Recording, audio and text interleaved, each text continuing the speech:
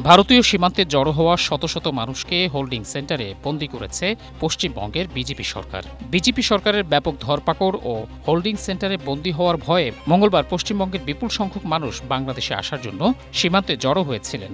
জানা গেছে, পুলিশ ও বিএসএফ এর সমন্বয়ে এসব লোকজনকে স্থানীয় বসিরহাট মহকুমার বিভিন্ন অস্থায়ী হোল্ডিং সেন্টারে বন্দী করা হয়েছে। এছাড়া নবনির্মিত একটি বাড়িতে রাখা হয়েছে আরও ১৭০ জনকে। সেখানে তারা এখন মানবেতর জীবনযাপন করছেন। পশ্চিমবঙ্গ পুলিশ জানিয়েছে, প্রাথমিক নথি যাচাইয়ের পর ১১০ জনকে রাখা হয়েছে স্বরূপনগরের তেঁতুলিয়া এলাকার সরকারি গেস্ট হাউসে।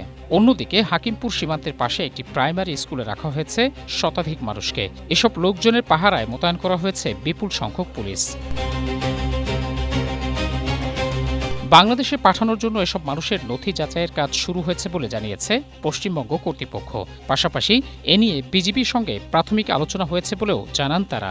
বাংলাদেশি নাগরিক হিসেবে প্রমাণিত হলে নিয়ম মেনে পরবর্তীতে পতাকা বৈঠকের মাধ্যমে বিএসএফ তাদেরকে বিজিবির হাতে তুলে দেবে বলে জানিয়েছে পশ্চিমবঙ্গ সরকার।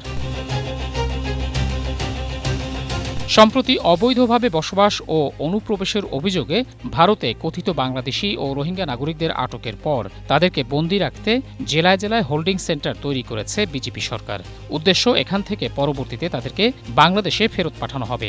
এ নিয়ে পশ্চিমবঙ্গের মুসলিমদের মাঝে আতঙ্ক বিরাজ করছে। এ কারণে অনেকেই এখন ভারত ছেড়ে বাংলাদেশে পাড়ি দিতে সীমান্তে জড়ো হচ্ছেন। তাদের মধ্যে কেউ কেউ নিজেদেরকে বাংলাদেশের বাসিন্দা বলেও দাবি করেন।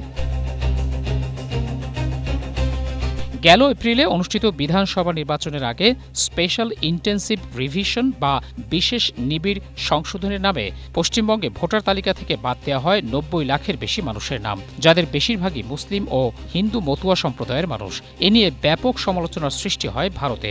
নির্বাচন সুষ্ঠু হওয়া নিয়েও আশঙ্কা দেখা দেয়। এরপর নির্বাচনের দিন ব্যাপক অনিয়ম ও কারচুপির অভিযোগ তোলেন সাবেক মুখ্যমন্ত্রী মমতা ব্যানার্জি। বিতর্কিত ওই নির্বাচনে জয়ী হয়ে ক্ষমতা গ্রহণের দিনই পশ্চিমবঙ্গ থেকে কথিত অবৈধ বাংলাদেশিদের বিতাড়নের নির্দেশ দেন বিজেপির মুখ্যমন্ত্রী Suvendu Adhikari. Desk report, Asia post.